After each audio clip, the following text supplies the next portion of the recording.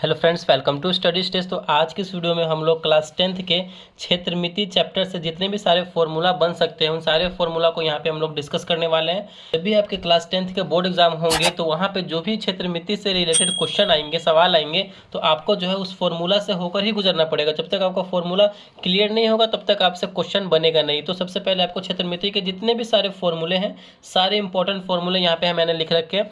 सारे फॉर्मूले को आपको अच्छे तरीके से याद करना है। यहाँ पे सिर्फ हम फॉर्मूले को डिस्कस करने वाले हैं। फॉर्मूला जो है मेंसुरेशन का जितने भी सारा फॉर्मूला वो सबको एक जगह नहीं मिल पाता। जैसे कि वृत्त से संबंधित हो गया, अर्धवृत्त हो गया, त्रिज्यखंड हो गया, घन हो गया, घनाभ हो गया, शंकु, बेलन, सारा जो है इस वीडियो में हम कवर करने वाले हैं क्षेत्रमिति का सारा फॉर्मूला। ठीक है, तो अच्छे तरीके से लास्ट तक देखिएगा जिससे कि आपका एक भी फॉर्मूला मिस ना हो और अच्छे तरीके से आप याद भी कर लेगा, जिससे कि बोर्ड एग्जाम में आपको बहुत ही यहाँ पे हेल्प मिल सके। तो चलिए स्टार्ट करते हैं। यहाँ पे हमारा वृत्त की परिधि, यहाँ पे सिर्फ और सिर्फ फॉर्मूला को डिस्कस करेंगे। ठीक है, लिखते चलेंगे फॉर्मूला को, आपको अच्छे तरीके से कहीं पे लिखते चलना या फिर याद करते चलना है। वृत्त की परिधि, वृत्त की परिधि का फॉर्मूला क्या होता है? तो वृत्त की परिधि का फॉर्मूला होता है 2 पाई r। ये r हमारा क्या है? तो त्रिज्या है। और पाई का मान कितना होता है? तो 22/7 और दशमलव में डेसिमल में 3.14 होता है। तो वृत्त की परिधि 2 पाई r होता है। वृत्त का क्षेत्रफल हमारा क्या होता है? तो पाई r स्क्वायर होता है। वृत्त का क्षेत्रफल का फॉर्मूला पाई r square.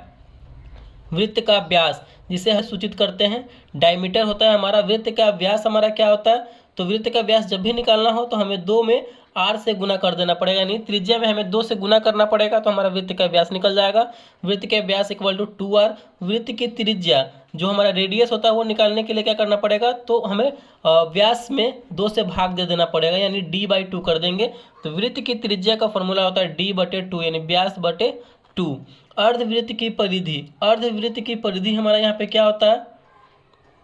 r into pi plus 2 होता है। अर्धवृत्त की परिधि का फॉर्मूला होता है r इंटू पाई प्लस 2 होता है। ठीक है, और यहाँ पे हमारा है त्रिज्यखंड का क्षेत्रफल। त्रिज्यखंड का क्षेत्रफल हमारा फॉर्मूला क्या होता है?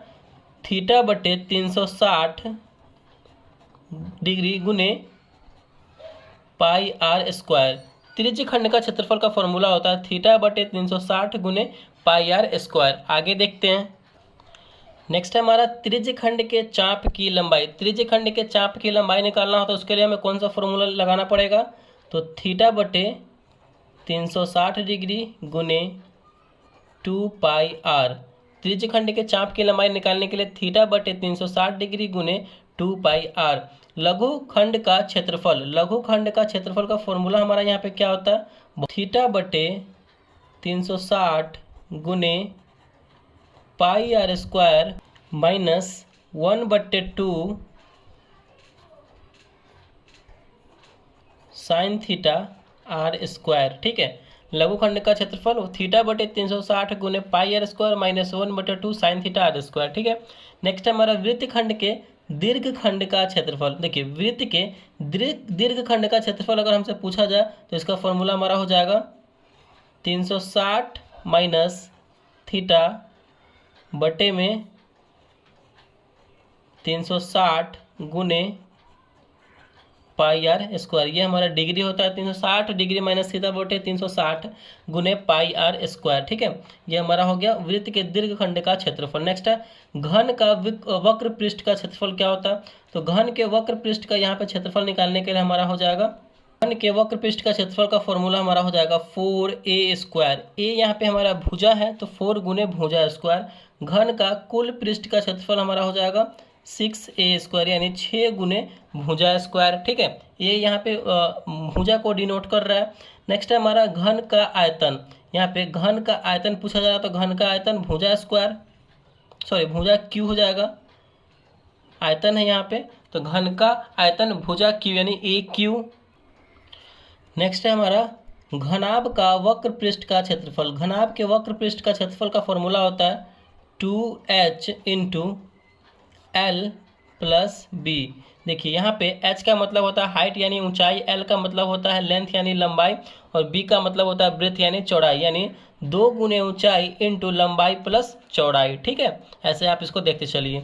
घनाभ का कुल पृष्ठ का क्षेत्रफल 2 into LB plus BH plus HL, यहाँ पे बी एल और एच का मतलब समझ ही गए होंगे, 2 गुने लंबाई गुने चौड़ाई प्लस चौड़ाई गुने ऊंचाई प्लस ऊंचाई गुने लंबाई, ये इसका फॉर्मूला होता है। घनाभ का आयतन, घनाभ का आयतन का फॉर्मूला यहाँ पे क्या होता है, सिंपल सा है, एल गुने बी गुने एच, यानी लंबाई गुने चौड़ाई गुने ऊंचाई, ये घनाभ का फॉर्मूला हो गया, यानी घनाभ का आयतन हो गया। अब हमारा बेलन का वक्र पृष्ठ का क्षेत्रफल, बेलन के वक्र पृष्ठ का क्षेत्रफल का फॉर्मूला क्या होता है, तो 2 पाई आर एच, बेलन के वक्र पृष्ठ का क्षेत्रफल 2 पाई आर एच। बेलन के संपूर्ण पृष्ठ का क्षेत्रफल का फॉर्मूला क्या होता है, तो बेलन के संपूर्ण पृष्ठ का क्षेत्रफल होता है 2 pi r into r plus h, 2 pi r into r plus h. आगे देखते हैं, नेक्स्ट है हमारा बेलन का आयतन, बेलन का आयतन का फॉर्मूला क्या होता है, तो पाई आर स्क्वायर एच, बेलन का आयतन होता है पाई आर स्क्वायर एच। शंकु का वक्र पृष्ठ का क्षेत्रफल, शंकु के वक्र पृष्ठ का क्षेत्रफल क्या होता है, तो पाई आर एल, एल यहाँ पे क्या है, तो एल यहाँ पे ये इसकी तिर्यक ऊंचाई है, तो शंकु का वक्र पृष्ठ का क्षेत्रफल पाई आर एल। शंकु के कुल पृष्ठ यानी शंकु के संपूर्ण पृष्ठ के क्षेत्रफल का फॉर्मूला क्या हो जाएगा, तो pi r into r plus l. शंकु के संपूर्ण पृष्ठ का क्षेत्रफल का formula pi r into r plus l. आगे देखते हैं, नेक्स्ट है हमारा शंकु का आयतन, शंकु का आयतन का फॉर्मूला होता है 1/3 पाई आर स्क्वायर एच, शंकु का आयतन 1/3 पाई आर स्क्वायर एच होता है। उसके आगे हमारा है गोला का पृष्ठीय क्षेत्रफल, गोला का संपूर्ण पृष्ठ का क्षेत्रफल का फॉर्मूला होता है 4 पाई आर स्क्वायर, गोला के संपूर्ण पृष्ठ का क्षेत्रफल 4 पाई आर स्क्वायर। अर्धगोला का वक्र पृष्ठ का क्षेत्रफल, तो अर्धगोला के वक्र पृष्ठ का क्षेत्रफल होता है हमारा 2 पाई आर स्क्वायर, अर्धगोला का वक्र पृष्ठ का क्षेत्रफल 2 पाई आर स्क्वायर। नेक्स्ट है हमारा अर्धगोला का आयतन, अर्धगोला का आयतन यहाँ पे हमारा होता है हमारा 2/3 पाई आर क्यू, अर्धगोला का आयतन होता है हमारा 2/3 पाई आर क्यू। नेक्स्ट है हमारा यहाँ पे छिन्नक का वक्र पृष्ठीय क्षेत्रफल, छिन्नक का वक्र पृष्ठीय क्षेत्रफल का फॉर्मूला यहाँ पे क्या होता है, तो छिन्नक के वक्र पृष्ठीय क्षेत्रफल का फॉर्मूला होता है पाई एल इंटू बड़ा आर प्लस छोटा आर, पाई एल इंटू बड़ा आर प्लस छोटा आर। उसके बाद छिन्नक का पृष्ठीय क्षेत्रफल, तो छिन्नक का पृष्ठीय क्षेत्रफल का फॉर्मूला होता है पाई इंटू बड़ा आर स्क्वायर प्लस छोटा आर स्क्वायर प्लस बड़ा आर प्लस छोटा आर, फिर इसको हम बड़े कोष्टक में बंद कर देंगे, ठीक है। तो ये हमारा हो जाएगा इसका फॉर्मूला।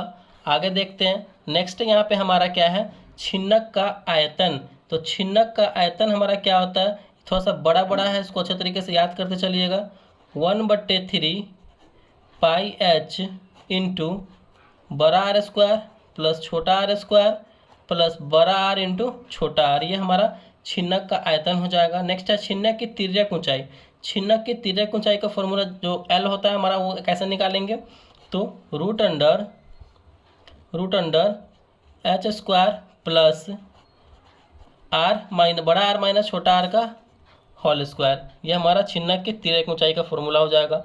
शंकु की तिर्यक ऊंचाई, एल निकालना हो शंकु की तिर्यक ऊंचाई, तो रूट अंडर सिंपल है H square plus R square. शंकु की तिर्यक ऊंचाई, यहाँ पे आर एच का मतलब हो गया हाइट और आर का मतलब हो गया त्रिज्या रेडियस।